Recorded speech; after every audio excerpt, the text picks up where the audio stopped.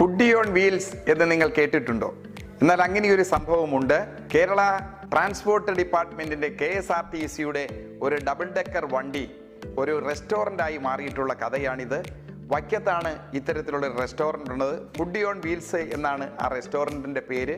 Double decker വണ്ടിയെ പൂർണ്ണമായും ഒരു റെസ്റ്റോറൻ്റാക്കി മാറ്റി Kerala tourism development corporation Vembanad കായലിൻ്റെ തീരത്ത് വൈക്കം ബീച്ചിൻ്റെ സമീപത്തായിട്ട് സ്ഥാപിച്ചിട്ടുള്ള ഈ റെസ്റ്റോറൻറ്റ് വളരെ മനോഹരമായിട്ടുള്ള ഒന്നാണ്.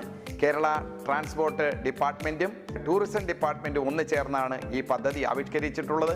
വൈക്കത്തിൻ്റെ പ്രിയങ്കരിയായി MLA ശ്രീമതി CK ആശ മുൻകൈയെടുത്ത് വൈക്കത്ത് ആരംഭിച്ചിട്ടുള്ള ഈ ഒരു സംരംഭം വളരെ മനോഹരമായ ഒന്നാണ്.